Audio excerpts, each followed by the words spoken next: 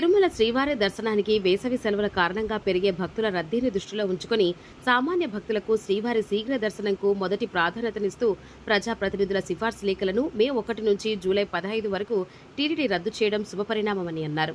TTD board సభ్యుల సిఫార్సు లేఖలను సైతం రద్దు చేస్తూ టీటీడీ నిర్ణయం తీసుకోవడం అభినందనీయమని బీజేపీ నాయకులు నవీన్ కుమార్ రెడ్డి కొనియాడారు. ఈ సందర్భంగా ఆయన మాట్లాడారు. సామాన్య భక్తులకి స్వామివారి దర్శనాన్ని శీఘ్రగతిన అతి త్వరలో ఎక్కువ టైం వెయిట్ చేయకుండా కల్పించాలన్నటువంటి లక్ష్యంతో ఈరోజు ఎవరైతే విఐపీలు ఉన్నారో విఐపీల సిఫార్సు లేఖలు స్వీకరించడము మే 1వ తేదీ నుంచి జూలై 15వ తేదీ వరకు అని ప్రకటించడంతో పాటు టీటీడీ ధర్మకర్తల మండలి సభ్యులు కూడా ఎవ్వరు కూడా సిఫార్సు లేఖలు ఇవ్వద్దండి, ధర్మకర్తల మండలి సభ్యుల సిఫార్సు లేఖలు కూడా స్వీకరించము అని చెప్పి ప్రకటించడం నిజంగా అభినందనీయం, ఆదర్శనీయం అండి.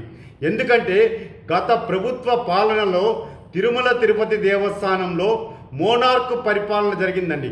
ఒక నియంత అధికారి వన్ మ్యాన్ షో చేస్తూ ఇష్టానుసారంగా ఆలయ సాంప్రదాయాలని తొంగలో తొక్కేశాడు, ఆగమ శాస్త్రాన్ని పక్కన పెట్టేశాడు, అర్చకుల మాటల్ని పెడచెవున పెట్టాడు, సామాన్య భక్తులు సూచనలు ఇస్తే అధికార బలంతో అహంకారంతో దాన్ని పట్టించుకోకుండా గాలికి వదిలేశాడు.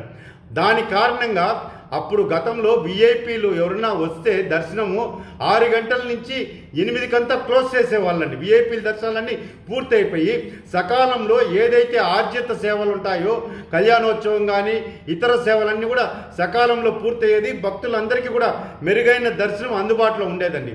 కానీ అప్పుడున్నటువంటి అధర్మ పరిపాలనలో ఏకపక్షంగా నిర్ణయాలు తీసుకొని విఐపీ దర్శనాల సమయాన్ని మార్చేశారు.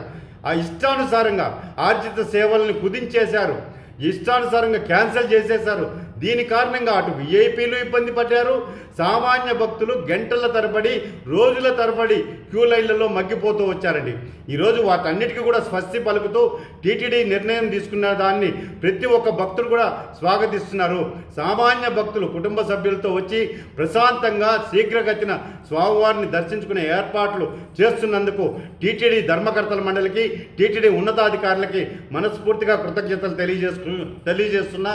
అదేవిధంగా ఈరోజు కాశ్మీర్లో జరిగినటువంటి పెహల్గాం ఉగ్రవాదుల దాడిని దృష్టిలో పెట్టుకొని ఏదైతే నడకదారులు ఉన్నాయో అలపిరి, శ్రీవారి మెట్టు, అదేవిధంగా వాహనాలు వెళ్ళే 2 ఘాట్ రోడ్లలో కూడా పగడ్బందీగా ప్రతినిత్యం కూడా అక్కడ కూంబింగ్ నిర్వహించాలి. అదేవిధంగా తిరుపతికి వచ్చే నలుదిక్కులలో కూడా 24/7 24/7 నాకాబందీ పోలీసులు డేగ కన్నులతో ఈరోజు తిరుమల తిరుపతితో పాటు టీటీడీ అనుబంధ ఆలయాల్లో సీసీ కెమెరాలన్నింటినీ కూడా మరమ్మతులు చేసి భద్రత విషయంలో రాజీ పడకుండా ఈరోజు భద్రత అవసరమైతే కేంద్ర బలగాలను కూడా తిరుమల తిరుపతి దేవస్థానానికి పిలిపించుకొని ఈరోజు సామాన్య భక్తులకి తిరుమల ఆలయ పవిత్రతను కాపాడే దిశగా కూడా చర్యలు చేపట్టాలని చెప్పని నేను ఒక శ్రీవారి భక్తుడిగా టీటీడీ ఉన్నతాధికారులకి విజ్ఞప్తి చేస్తున్నాను. అదేవిధంగా ఏదైతే ఎండ తీవ్రతను తట్టుకునే విధంగా ఎక్కడైతే టీటీడీ అనుబంధ ఆలయాలు తిరుపతిలో తిరుమల కొండపైన ఉన్నాయి అక్కడంతా కూడా చలువ పందిళ్ళు వేసి మంచినీళ్ళ సౌకర్యం ప్రతి భక్తుడికి కూడా అందుబాటులో ఉండే విధంగా చర్యలు చేపట్టాలని చెప్పని, అన్నప్రసాదాల వితరణ సంఖ్యను కూడా పెంచాలని చెప్పని నేను ఒక శ్రీవారి భక్తుడిగా కోరుకుంటున్నానండి.